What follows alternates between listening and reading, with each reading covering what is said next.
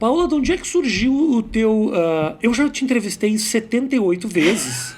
Sim, Mas a minha tantas, sorte é que eu sou um imbecil e eu não lembro de nada. Tá Então, ótimo. talvez eu possa fazer as mesmas perguntas que eu já fiz. Tudo bem. Da onde surgiu o teu interesse para se tornar uma profissional desse lugar que é a cozinha? Não uma pessoa, eu gosto da cozinha, mas eu quero abraçar isso como a minha carreira. Fácil. Eu tive um relacionamento com a cozinha muito perto desde criança, porque cresci com as minhas avós cozinheiras e gostava muito de cozinhar e gostava de assistir programas de TV de culinária que não tinha alguns programas tipo culinarista, assim, tipo Palmeirinha, essas coisas. E eu voltava da escola e passava bastante tempo sozinha, eu assistia esses programas e depois tentava reproduzir as receitas na cozinha de casa, esperando a minha mãe e tudo mais. E aí, quando terminei a escola de um jeito muito traumático, porque eu sempre me dei muito mal na escola. Por quê? Porque eu era uma péssima aluna, eu achava uma bosta. Não estou pensando que a minha filha assiste YouTube. Ela sabe. Eu achava a escola muito entediante. Eu achava que, assim, não tinha nada muito interessante para mim. Eu faltava, me rateava. Na Argentina, que é quando você fala, tchau, vou para a escola. Sim. Aí você vai para o bar. Para o bar não, porque o bar às 7 da manhã não estava aberto, mas o café. Nossa, o quão alcoólatra é a pessoa que às 6 da manhã fala... O café. Eu ia para um café que tinha bilhar, sabe? Bilhar. Ficava aí fumando e tomando café. Um horror, nada a ver. Tá vendo? Você não precisava da camisa. Você pode falar pra tua mulher, eu tinha razão.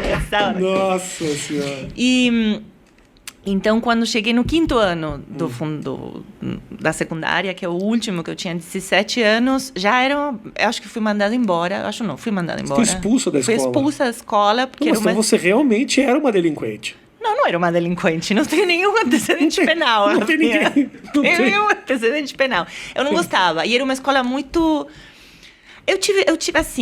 Eu nasci durante um governo, eu acho que peronista, se eu não me engano, era Isabel Martínez, que era a segunda mulher do Perón, e aí teve um golpe militar. Então, eu cresci durante a ditadura. Aí, em 83, que foram as primeiras eleições democráticas que eu vivi, eu entrei na escola secundária. Eu tinha 11 anos. 13. Em 85 eu entrei na escola secundária. Num ambiente hiper, ultra, mega politizado, porque era a primeira vez que tinha democracia por muito tempo, e eu entrei numa escola pública. A gente não tinha muita grana, eu fui para uma escola pública. E era um caos, assim, os corredores eram mesas de Partido Comunista, Partido Socialista, Partido... E eu vou falar uma coisa que ninguém sabe, porque todo mundo me manda para Cuba, né? Mas o primeiro partido que eu fui afiliada era União do Centro Democrático, que era ultradireita, mas ultradireita, assim, quando eu cheguei a casa, eu falei, mãe... super feliz. Minha filha é a União do Centro Democrático, a minha mãe fez assim, ó, a minha mãe era advogada, não era de esquerda, mas também não era de ultradireita, porque muitos dos sobrenomes das pessoas que estavam nesse partido eram Astiz, eram todos os militares que tinham participado do golpe. Não demorei muito para eu sair da União do Centro Democrático, mas eu achava as ideias maravilhosas. Por quê? O que de ideia te identificava na época? Eu acho que o cara que as ideias do loiro de olho azul que me levou pro gato. Que chamava Francisco O próprio Astiz. Bolsonaro era um jovem muito bonito. Ai, não, pelo amor de Deus. Era um jovem bonito. Não. Era um jovem, olha fotos do Bolsonaro jovem, parecia um surfista meio perdido no mar, mas Rafa, você tem que mudar o café da manhã que você toma. Gente, eu não tô falando que é uma pessoa incrível. Vamos voltar. Então, então, os primeiros anos da escola era isso, era uma bagunça, um monte de política, não tinha aula, era uma escola pública que era um caos. Aí a minha mãe achou que isso era um caos e que ela não queria que eu fosse afiliada a um partido de ultradireita. Então, fazendo um grande esforço financeiro, me colocou numa escola privada, Lincoln, onde todo mundo falava inglês e eu não, que eu não sabia falar inglês, porque eu sempre tinha ido na escola pública. E aí era tudo muito certinho, super quadrado, uma educação muito tradicional. E nada a ver, né? Eu tinha sempre feito escola pública. Aí eu fui cair lá E eu meio que ia surfando em tentar passar as matérias, mas nunca fui uma aluna exemplar em nada. Fiz 2 anos ali e faltei muitas vezes. Eu faltava, ia pro Vilar, fumava, fazia todas as bagunças toda. Com quem nessa escola careta? Tinham outros? Eu tinha 4 amigos homens. Que eram os únicos? Joaquim, Martim, Paulo e Diego. Só Paulo é um nome não argentino. Porque você colocou os 3 nomes que são os nomes de todos os argentinos. Joaquim é super argentino. Sim, Joaquim. Não. Joaquim, tem muito de Joaquim. Não, Joaquim é argentino. Joaquim é brasileiro. Mas era Joaquim. Era Joaquim. Era Joaquim. Joaquim. O que mais que era? Martim. Muito. Diego, Pablo. Só faltou Pablo. E Paulo. O Paulo fugiu um pouco. Então, era meu grupo que até agora a gente se fala e eu adoro eles. E aí, então, no último ano do 4º ano, o diretor chamou a minha mãe e falou: a sua filha é muito rebelde para essa escola. E fui. E aí, a minha mãe foi muito fofa, porque ela me defendeu. Eu lembro que ela me defendeu. Ela estava puta comigo, mas ela me defendeu. E aí, eu fui parar numa escola que era para fazer o 5º e o último ano, que era tipo a escola onde vai, sabe onde vai o resto que não serve para nada? Os repetentes. E, só que eu não era tão rebelde assim como para estar lá e me sentir à vontade. Fui 2 dias, eu falei, cara, não dá, isso aqui já é demais para mim, é muita bagunça. Então tinha uma opção que era você passar todas as matérias, que eu acho que eram 12 matérias, você estudava o ano inteiro. Gente, é supletivo. Não, como é que é o nome disso aí, ô, Matheus? Como é que é quando o cara só faz as provas aqui? Só faz as provas e passa. Como é que é o nome disso? Mas eu estudei durante esse ano todo, passei 12 provas em 2 dias. 6 e 6, passei todas. E durante esse ano, a minha mãe falou, você vai trabalhar. Você não vai ficar estudando, assistindo TV. Então, eu fui trabalhar como secretária de um amigo dela, que tinha um buffet de advogados. Não sei se fala buffet de advogados, mas com estúdio de advogados. Era um grupo de advogados. E eu fui de secretária. Na Argentina, eles falam buffet de advogados? Não, mas é que eu moro com irlandês. A gente fala umas línguas muito estranhas. Então, mas aí buffet de advogados, eu acho que não é a palavra. Não, é um buffet de saladas, né? Diz mais de saladas. Buffet de carnes, de sorvetes. Até sorvetes. Frutos do mar. Mas hambúrguer do futuro, não. Mas buffet de hambúrguer do futuro, não. Mas buffet de advogados, realmente... Porque em inglês você fala, não? Não se fala. Nem em inglês, Paulo. Sabe aonde se fala? Eu vou te falar onde se fala. Lugar nenhum, Paulo. Não! Não! Você vai ver. Você fala nas traduções do espanhol... Mal feitas, que fala bufete de advogados. Ah, ok. Quando você faz uma tradução, tipo, traduzido no México, essas coisas. Eu não vou mais tocar Nada nesse assunto. A ver. Podemos cortar porque não teve, ninguém se importa com esse negócio. Corta, edita e tira. A gente deixa, porque esse momento que as pessoas vão comentar, sim, na Islândia, pode acreditar. Aí, onde que eu tava? Então, me mandou trabalhar lá e eu já gostava de cozinhar. E aí, essa história eu contei 1000 vezes, mas não se esqueça, eu vou contar de novo. Tá. Aí o cara falou, eu preciso de uma empresa de catering que venha cozinhar aqui para fazer os almoços. Essa história que você já contou 1000 vezes. 500 mil vezes. Desculpa. Tá, quem levou para essa conversa foi você. Não, você me perguntou como eu comecei. Muito simples. Mas como eu comecei. Então, tô te falando. É uma pergunta idiota, mas as pessoas não necessariamente sabem. A minha mãe me mandou trabalhar enquanto eu... Agora eu tô arrependido, agora eu já não... E eu... comecei a cozinhar em um escritório de advogados, preparando os almoços para eles. No lugar de eu contratar uma empresa de catering, falei, posso cozinhar eu? Tá. E aí ele falou, pode. Aí eu cozinhei, ele falou, cara, você cozinha bem. E eu falei, eu gostaria muito de trabalhar na cozinha. O que você cozinhou que o cara falou, você cozinha bem? Eu copiava as receitas, fazia, sei lá, peito de frango recheado de mousse de espinafre com creme de pimentão vermelho. Parecia uma coisa meio 80. Mas assim. Parecia uma invenção sua. Não. Era nitidamente copiado. Era nitidamente copiado do que nessa época era a Nouvelle Cuisine, a cuisine do marché de alguns chefes franceses, que eu pesquisava. Sim. Não tinha internet, não tinha porra nenhuma, tinha umas revistas. Aí você ia pegando. E aí eu manifestei que eu queria trabalhar, que eu queria estudar, só que não tinha escolas de gastronomia, não existiam.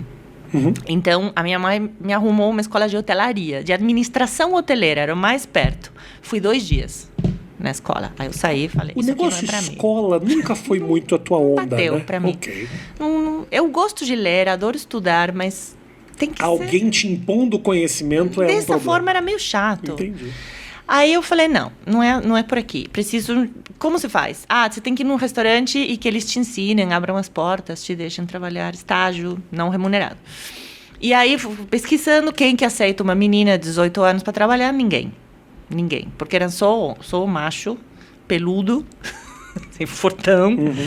E todos falavam não. E aí um cara tinha um restaurante de fondue e raclette, de comida suíça, que só trabalhava com mulheres. Porque ele, segundo ele tinha uma cozinha muito pequena e a mulher não expande na cozinha, ela ocupa um espaço pequeno. Isso era o que ele falava. Uau! E aí ele me contratou e ele me cobrava para eu trabalhar lá. Você, uma mulher de 1,78 m. Sim. E ele contratou, falando, só mulheres, porque mulheres são menores. Não, elas não se expandem na bancada. Não ocupam espaço na hora de trabalhar. Na hora de trabalhar, entendeu? Põe a tábua, corta a cebola, tudo aqui. Bullshit. Porque já vi mulheres que se expandem e homens que não se expandem. Então, tudo bem.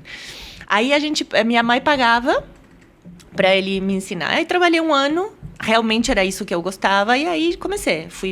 Já conheci outros chefes e fui fazendo contatos em um universo muito pequeno nessa época.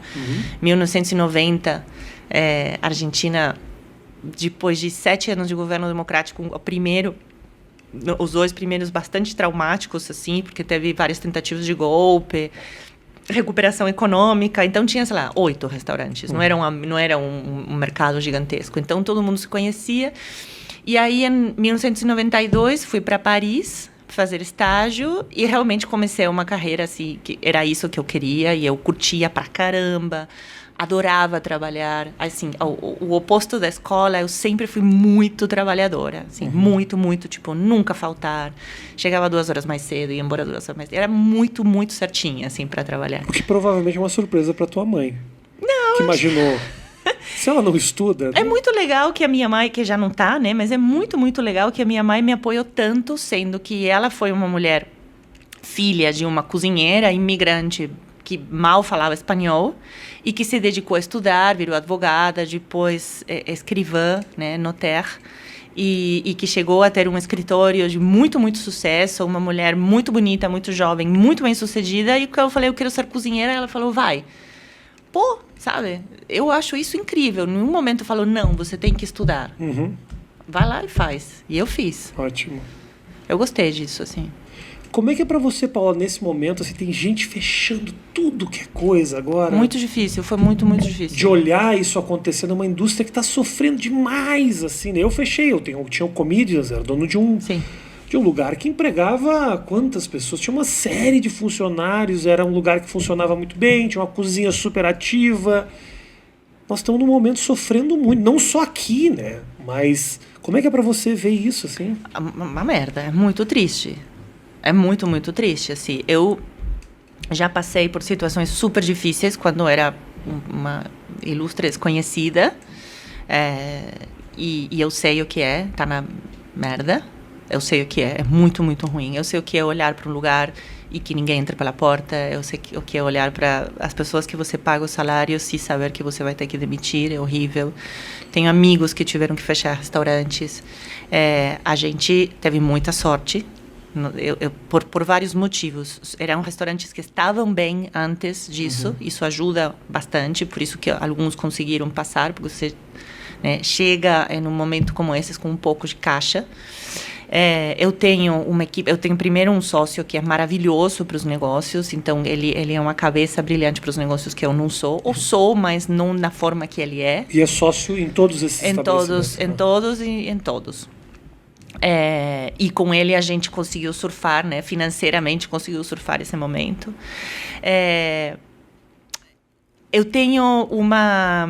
Eu sou boa para reacionar nas crises. Eu tenho uma coisa assim, meio de, estamos em crises, então beleza. Então eu consigo inventar muito rapidamente uma mudança, um guinho para algum lugar. Então, na hora que a gente soube que tinha que fechar, eu fechei as portas, não fechei o restaurante, mas eu fechei a porta porque é obrigatório, né, fechar. E imediatamente comecei um negócio de delivery com o Arturito, que é um restaurante que nunca teve delivery, com apenas 2 pratos por dia, que ia mudando todos os dias com 1/3 do preço do que a gente vendia no salão. Sim. Então, a gente começou a fazer volume, né, com uma cozinha muito diminuída, porque 60% da equipe ficou em casa e era eu todos os dias com a minha equipe, com as meninas e os meninos da cozinha, que era uma equipe muito pequena, mas era eu aí, todo santo dia, assim, às 7 da manhã, estava lá ralando até as 3, 4 da tarde, fazendo esse é o prato, e obviamente com uma sorte do cacete, porque eu tenho 4 milhões de seguidores no Instagram, Sim. eu postava um prato, as pessoas falavam, nossa, vamos pedir o prato da Paola. Sim. Então, obviamente, eu sou muito privilegiada. Mas tenho muitos amigos que sobreviveram, alguns se reinventaram e estão indo muito bem. Mas está difícil, é muito difícil. E muita gente está na rua e a situação